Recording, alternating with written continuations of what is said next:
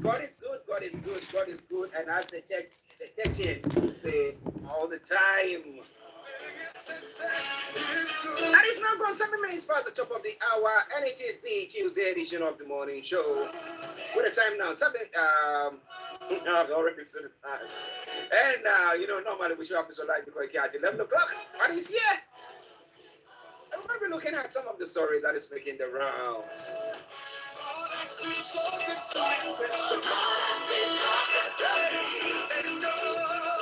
So let me go all the way to our North London studios where Mr. Lai Mikoiki is. And let me say, Yummy, good morning to you. A very good morning to you, Mr. Archie. Good morning, Frank. Good morning to all our presenter, and a very good morning to you, all listeners and viewers from around the globe. And welcome to the morning show. It is Starr Radio UK, your finest African and Caribbean radio station in London.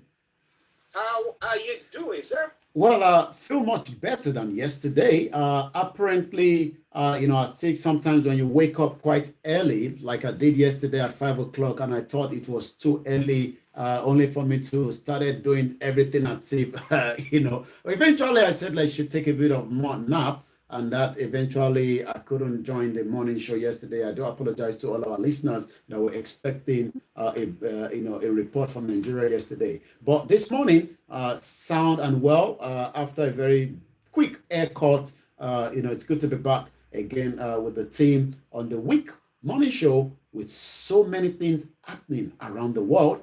In 21st century, nobody will tell you that nothing can ever happen again, especially with some of the news happening around us in the last 72 hours.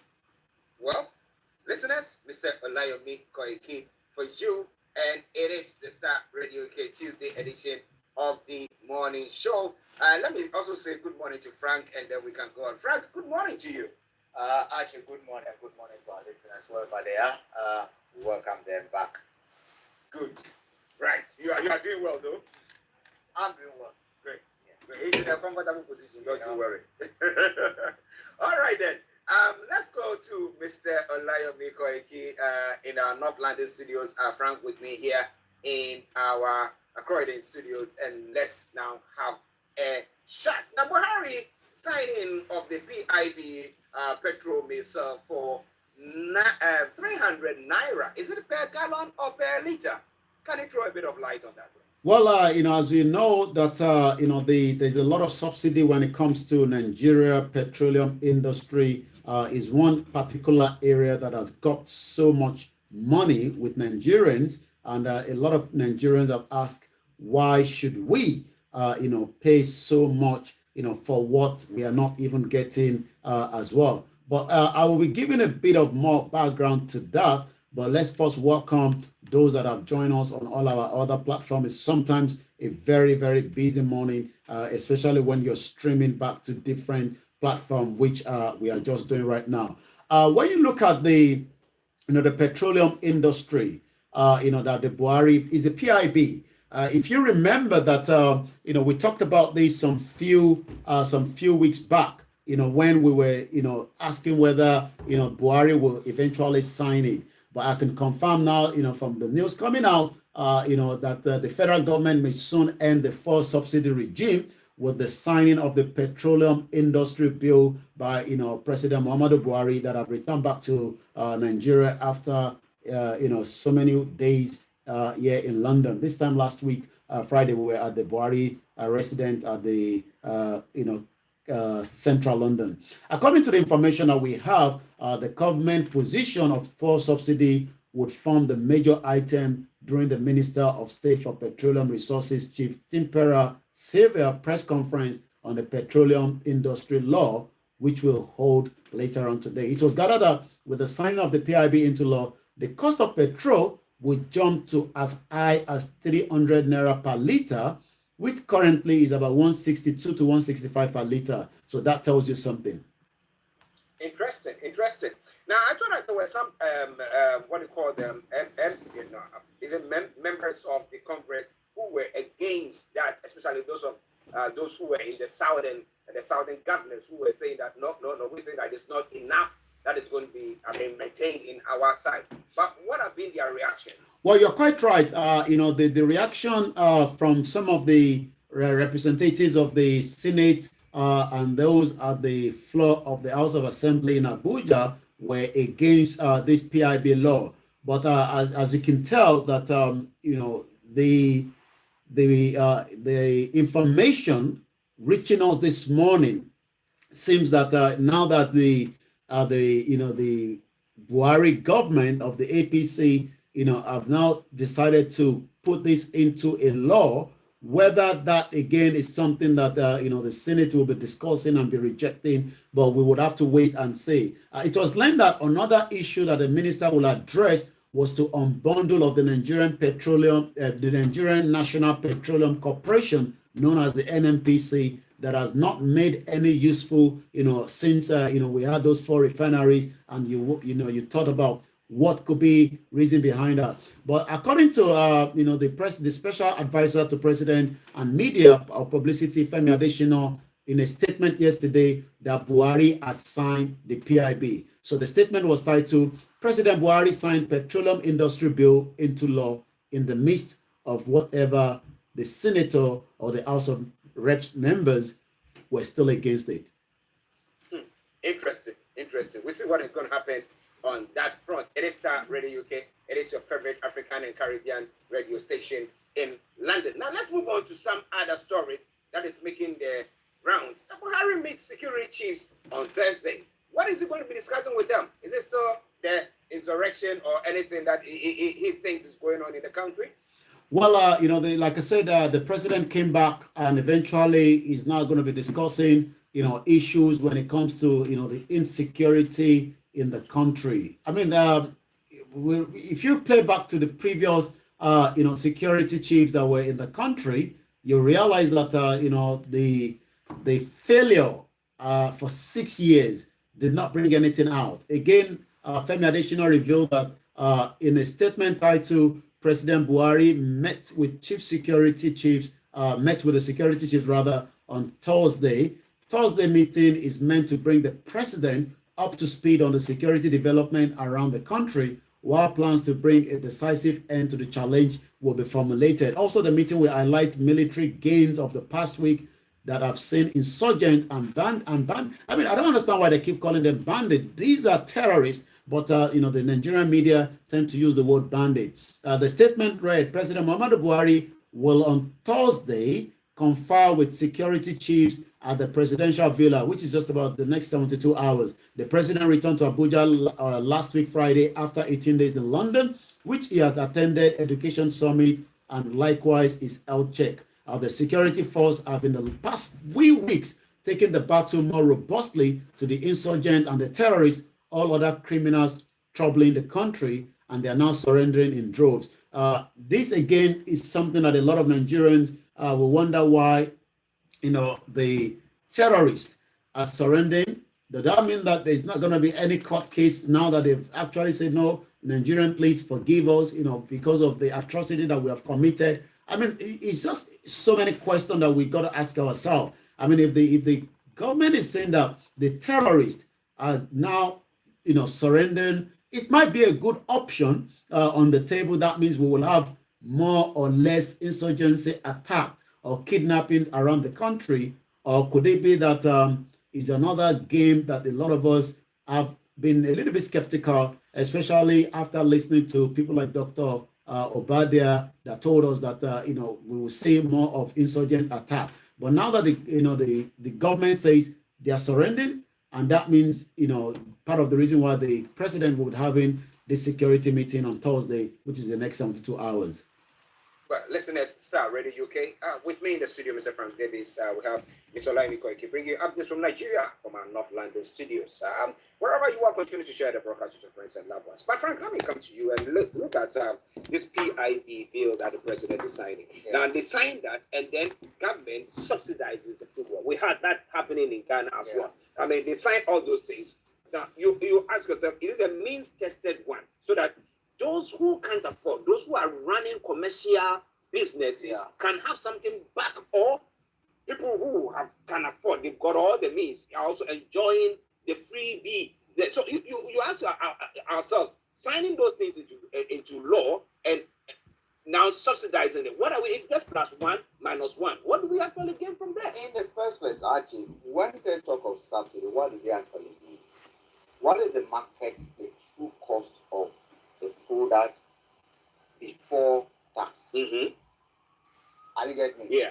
Because if we decide as a country that on these fuels, we're going to tax VAT X amount, shoe S amount, Azarus tax, senator tax, and all we pile the tax elements on it, and therefore £1 become £2, and government decided, okay, £1 become £2. I want £1.50. It's actually not subsidy. It's technically, because it's part of their what do you call it? Their taxes that they are removing from. That is what technically means. So if they are talking about subsidy, what exactly do they mean? I mean, we know Nigeria do not have enough refineries to be able to supply the whole market. Yeah. I don't know if Dangote refinery it's not up yet. It's not up yet, Yeah. Now, if that's not it, then what actually does it cost before tax? If government is saying, okay, it's X amount before tax, but we're going to give to the market X minus A, which is the asset before tax, then add the big order. But we know tax, fuel is one constant supplier of money into, I mean, government. So basically, drivers, commercial. I mean, that is. You will pay whether you like That's it. all that we're talking about. This green energy, green revolution. I mean, there's a black hole that is coming. Especially for a lot of governments. Now, but actually, you see, the issue of subsidy, again, where you were coming from about mean testing, is very important. Because at the end of the day, if I decide to drive for Abuja, we get from Abuja to a girlfriend that I've just seen in Lagos, who does show me her face on WhatsApp, show me her body on this thing. I became crazy, jumped into my 4.5 liter, what they call SUV. SUV, that Avalanche, drive all the way down that way to have the keys and a good time. Why should government subsidize that? Yeah. That's pleasure. I mean, I shouldn't be paying, government should not be paying that. So we will need policies. In this country, we do have it. Yeah. Public transport is subsidized heavily. Yeah. Public transport is subsidized heavily. Yeah. Trucks, Subsidized. the haulage industry, yeah, fuel is subsidized. Yeah. Are you getting me? Go be driving, I mean, it's huge. And even the car engine, the car that you buy, the engine determines how much subsidy you get. So that's why even tax element, they charge according to the weight of your car and other things. So those are areas where policy needs to come in. Where government needs to know that, look, we can't just do a blanket subsidy. It's not going to work. It's not going to help us. Why should someone earning few sums of money be giving government subsidies? And you end up that the rich in the society tend to benefit more. They own more cars. Are you getting it? So if you're taking the subsidy from probably the construction of boreholes to subsidize fuel, what you're eventually doing again is you're pushing money to households that are already rich. Unless you're telling us that we're going to implement a system where commercial drivers will be having a special coupon discount. They present, their tax returns, and then they're able to get discount from whatever they bought directly to operation, which will then impact on what you call it, the fuel, basically the price of tickets. How much someone pays from S market to B market. That's the only way we're going to go. We do not think to that level. Well, they'll just say government is subsidizing, and then they roll it, and everybody start to enjoy it. Those who don't even need it will be enjoying it. But it is already okay. Let's go to Yomi again now. Pertaining to the security briefing that you said the president is going to be having. Interestingly, I was asking myself the question. Now, you were talking about the fact that the insurgents or bandits, is it bandits who were handing themselves back to the police or the security? Is it insurgents or bandits?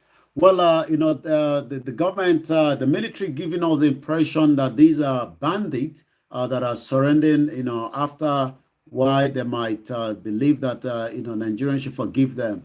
But the question is, yes, we've seen the images, we've seen the placard, but that has not actually stopped, more insurgency attacked on the citizens. We looked at Plateau State, where 22 Muslims were killed. I looked at Sokoto State, where there was another kind of atrocity of Boko Haram activities. So as much as the government is telling us that they are winning the war on these bandits, as they call them. I call them terrorists, just like we've seen some of their brutal atrocity. But the question still remains is, do we then have this kind of more or less pressure on our military now that we have people that are saying Nigerian army pardons? I'm just looking at Nigerian army pardons new batch of over 200 Boko Haram fighters. Do we have a system to monitor them? Is what a lot of Nigerians are also worried about. It's good to pardon them according to the government, but the question is, when you release them back to the society, who monitors them? Who makes sure that they do not return back, to that same way of life that they believe in? These are, so many questions that we can't get from the government. But I can tell you that in the last 72 hours, again, there's been so much attack on it. Again, while looking at that, just as looking at the war of Afghanistan that have gobbled up so much money. We're talking about. I was looking at the statistics yesterday. We're talking about almost 22 billion pounds being spent and almost trillions of dollars from the Americans. The question then is, what about those loved ones that have lost the soldiers? Some soldiers, just like I'm saying here, Nigerian assassinated Colonel Ibrahim Sakaba for opposing looting fund for Boko Haram war, according to the widow. These are questions that some of the widows were asked, now that they said, okay, we want to surrender, but then what has happened? Is it the right way? Again, just like we're looking at what is playing out in Afghanistan, we can only pray that such will not eventually come into Nigeria as well.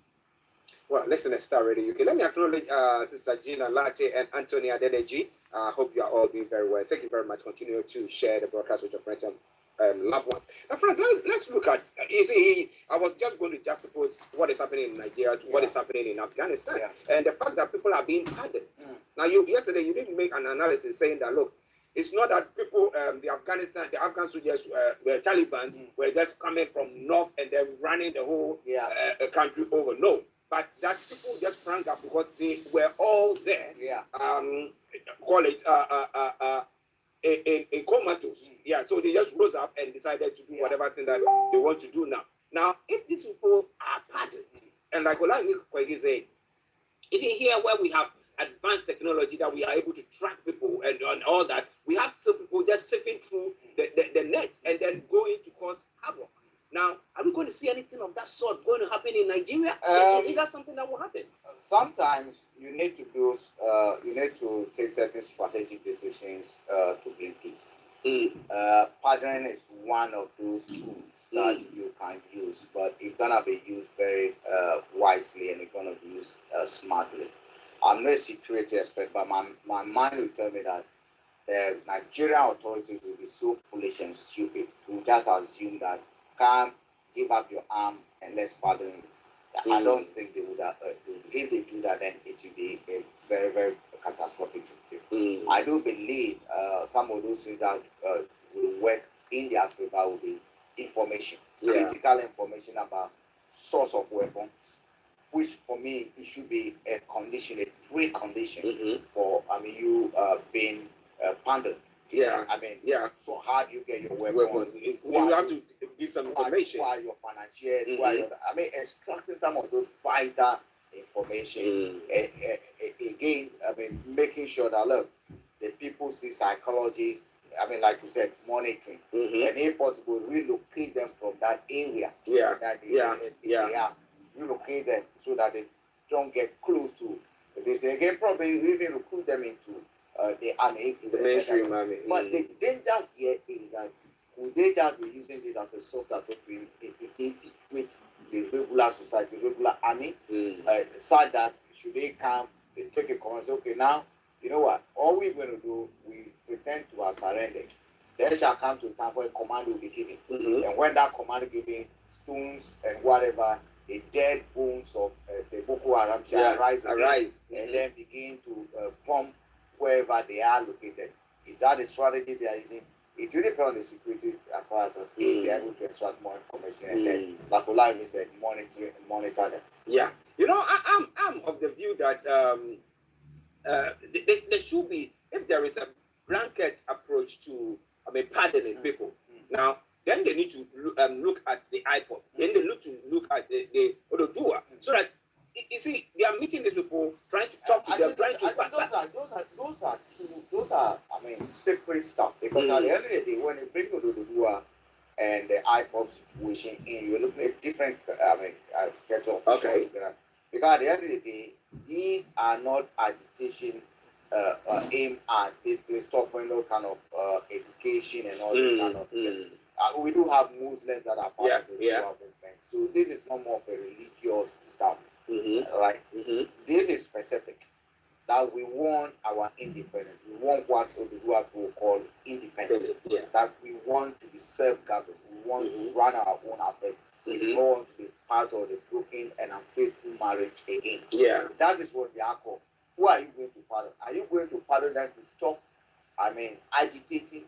Or are you going to pardon them by listening to what they are saying? When it comes to IPOP and Odudua, the best situation, in my view, will be dialogue. Okay. Will be dialogue. Okay. But where you coming from about the way their leaders are being treated, yes, that for me is not the best option to engage in constructive dialogue. Okay. Especially when they've not been seen as having committed such crimes as we cannot treat Boko Haram today. We cannot, say, Sunday or Nnamdi Kanu, committing those kind of mass kidnapping, murder of people or giving command. There's no evidence. That we have seen, or I have seen in particular, to say that they gave command that people should be murdered. They gave command, or they actually led or promoted kidnapping and all that. So on that level, yes, treating these people with a bit of kid hands will be better. Okay. Listen, it is already okay. The time now is 11:29, and we have Mr. Olaimi Koiki all the way in the North London studios, and Mr. Frank Davis here. I'm Archie, and we are bringing you the morning show. So, Olaimi Koiki, before you go on, Amaya Ajuriga says that it is not by force that we must live together in one country and be inconveniencing ourselves. Once there is no equal give and take system and fair treatment, let's go our separate ways decently and reasonably. Okay, let's part ways decently, and then we can still even be trading amongst ourselves. Why not? We could do that. Okay, well, it is already okay. Let's go back to Mr. Olaimi Koiki for other stories that is making around. Over to you, Yomi. Well, it's a very busy day. As you can see that, my hands has been very occupied. I'm trying to monitor the 120 days that have just, elapsed, which is what the Ninas have given again after we remember the first constitutional major that started December 16 last year. What is Ninas and what is Ninas all about? As I speak right now, there's a world press conference. I hope I might get a bit of signal from just to hear if we can get that in. Let's see if I can release that audio, and then I'll give a bit of background. There's a world press conference going on as I speak right now. Let's see if we get a signal.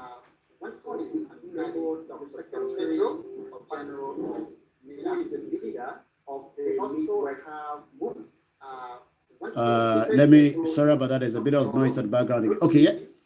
So what? Okay, they're still setting up, but I can tell you that Ninas is part of the group working with different. Let me just reduce the background noise there so that I can give a more understanding of what Ninas is all about. A lot of Nigerians, or a lot of those that are Yoruba, the Middle Belt, and the Biafrans will be following that, World Press Conference as it's taking place as I speak to you right now. The reason why is let's tell you a little bit more about NINAS first, and then we go into those updates that we need to talk about. NINAS brought together after the self-determination groups requested an exit out of Nigeria. So when we talk about NINAS, NINAS stands for the Nigerian Indigenous Nationality Alliance for Self-Determination. It's a multi-ethnic alliance for the indigenous people of the Middle Belt, part of the former northern region, also Ilano Omodua, the former western region, and the lower Niger, which is the former eastern and the Midwest region. Remember in 1960 when Nigeria got independence, it was all about this region government until the military coup. On the other screen, on the front side there, I could see, the former military dictator, General Ibrahim Badamasi Babangida, who is also 80 years as I speak today, is being interviewed in one of the mainstream media. Even though I can only see the picture scrolling, I'll probably be able to listen to that later. But I've been able to listen to one that he granted, some few weeks back. But coming to NINAS, as I said today, gave so many ultimatum, they gave what they call the constitutional force majeure, which is in a dispute as we speak right now on the December 16, which was in 90 days. After 90 days, we were in Nigeria, Star Radio UK. We covered that event in Ibadan when the 90 days expired. There was no response from the Nigerian federal government, and that led us to another 30 days to the state governors of each of the, the indigenous people of the land. That 30 days elapsed without any response from the state governors. And 120 days was given from April 17th, which now, as I speak today, is the reason why that press conference has actually commenced as I speak right now. So we'll be following that as quickly as we can. But let me just quickly go into some of the other headline and then come back again to you. Before you go, just a quick one on this NINAS. Now, what law is backing the NINAS? And again, where is this press conference taking place? Well, the press conference is taking place in Nigeria as I speak to you right now. And then you did ask what law backs them. Let's see if we can hear, one of the Secretary General of NINAS, I think is speaking right now. Let's see if we can get a soundtrack of that.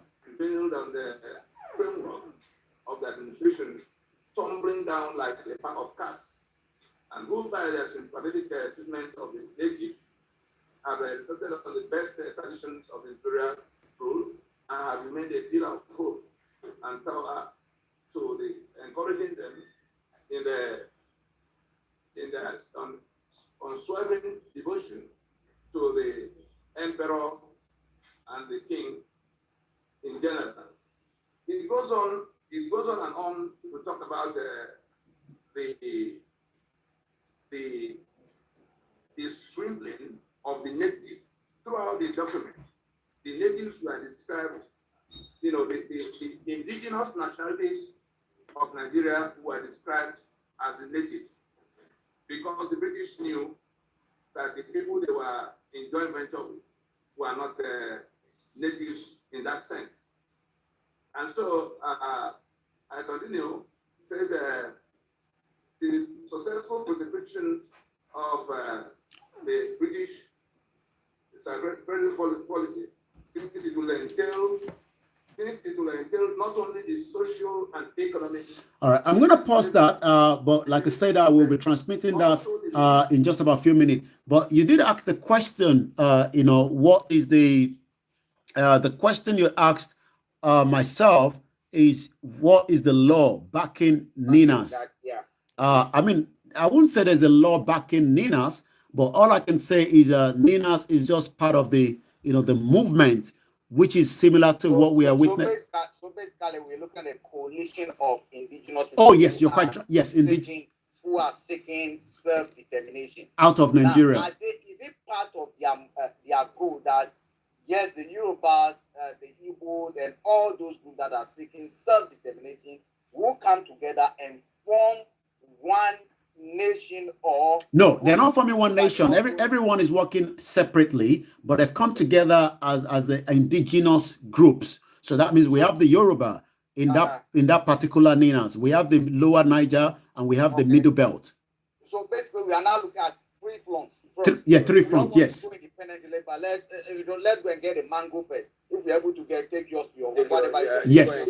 Because what they're trying to prove is, when we were together in 1960, that has now been taken off the table, because what we got that independent is no longer what we are using right now. So what we are actually using as we speak right now is what is known as the military dictator. Because remember, the Nigerian independence was in 1960. It was a regional government. But after the first coup, that has been taken off. So people have now been given explanation that what brought us together as a union in 1960 is not what we are using presently now. And if we can't go back to the way we were in 1960, then that union is no longer valid. But the very fact of the matter is that once Nigerians come together as a union, they then decide to do whatever they want to do, which will mean that whatever laws, whatever constitution, whatever legislation that have taken place can be considered as all the joint union,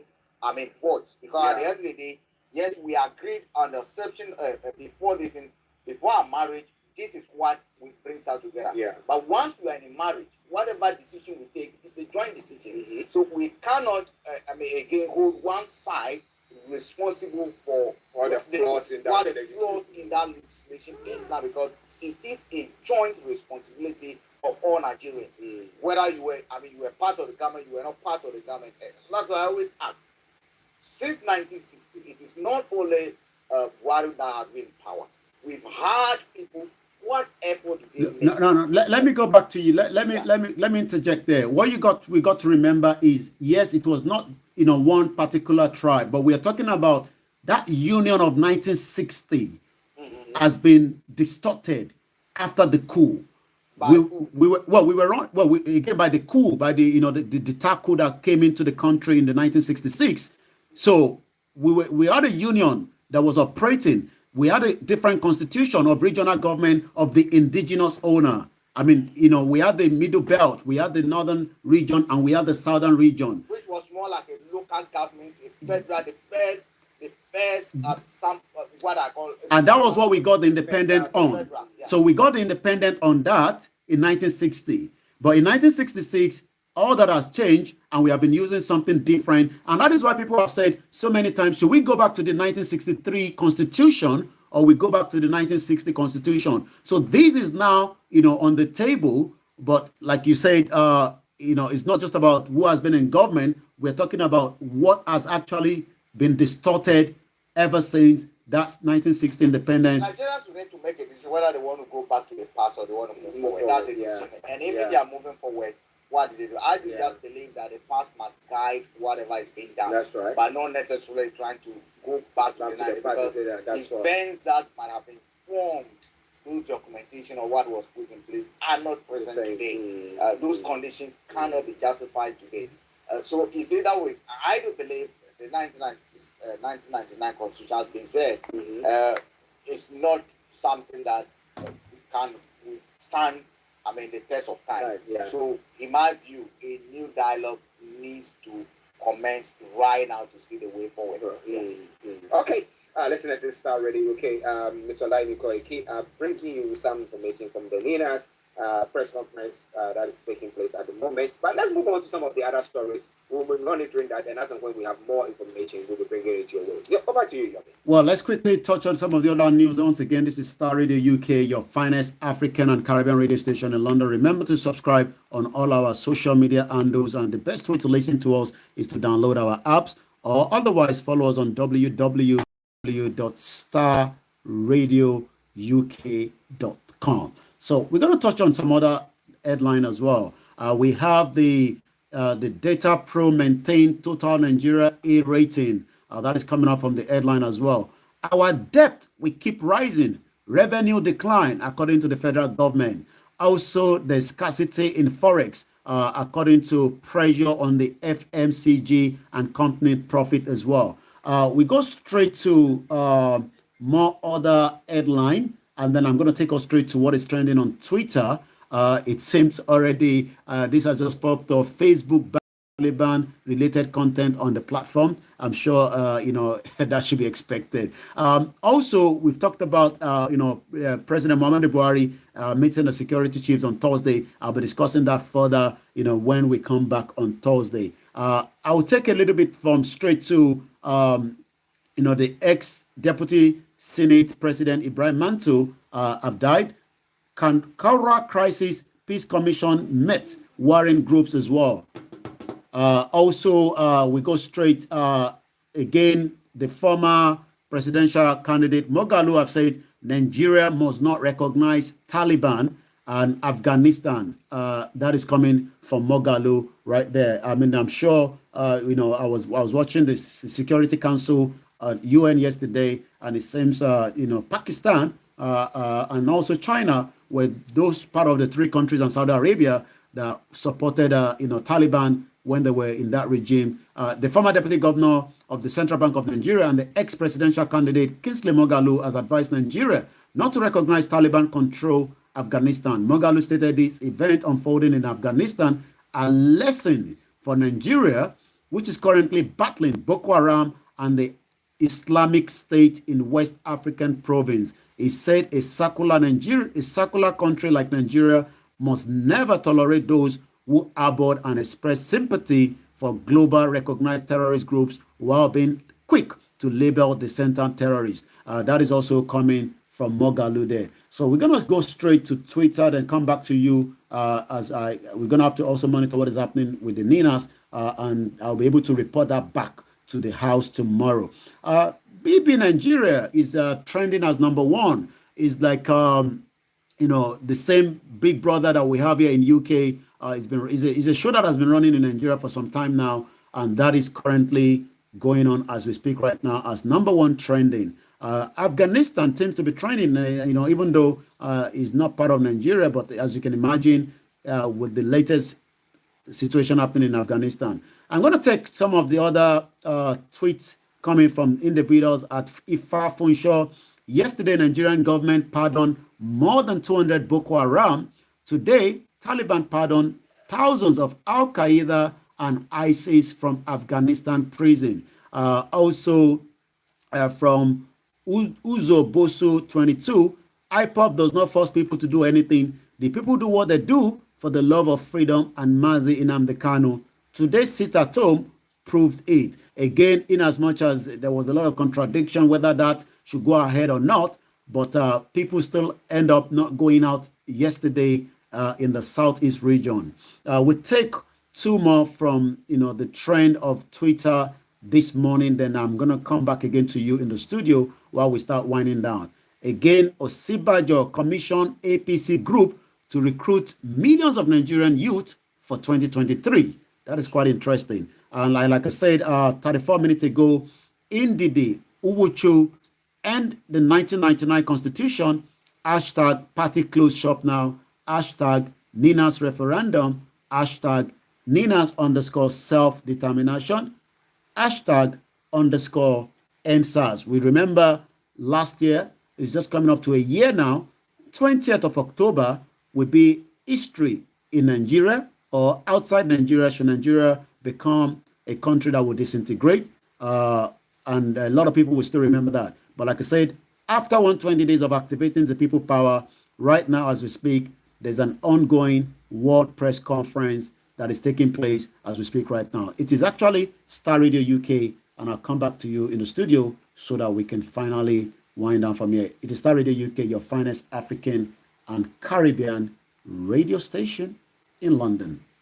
Yes, from the North London studios, Mr. Olabi keep bringing you updates from Nigeria. With me in the studio, Mr. Frank Davis and Marachi.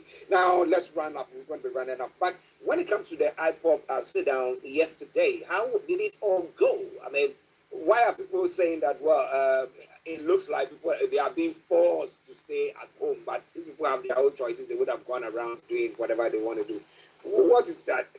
What went on, and how do you answer that question? Well, I mean, like I said, a lot of people have the love of not just Mazi Nnamdi Kanu, just like people have the love for Sunday Igboho, but it's about the freedom that they believe that the only way. I mean, if people are sitting down at home, the security officers or the security apparatus cannot come and take them out of their house and beat them as they do. And that's why it's a kind of civil disobedience, as you might want to call it. And in as much as there's a lot of contradictory whether that should go ahead or not, more people eventually, more people eventually, still went ahead and, sat down at home yesterday. Well, we might have to let Mr. Olaimi go because he needs to get into that press conference and know exactly what is happening there. But let me say, once again, Nigeria is not a must. Nigeria now is unjust and unfair to Southern Nigerians, or is Nigeria a must? That is a question that is posing. You can help answer it. Pastor Emmanuel Chidi, good morning to you as well. Thank you very much for joining us. But continue to share the broadcast with us. Yomi, until tomorrow, what do you want have for us? Well, don't go anywhere yet. Stay tuned. We still have Frank and Archie. And when we come back tomorrow, I'll be giving more background to, that press conference that is taking place right now. Whatever we take out of it, we'll be, giving our listeners, and then we'll be discussing that fully on Niger Voices later on at 6 p.m. All right, then. Thank you very, very much. Well, listeners, that was Mr. Olaimi in our North London studios.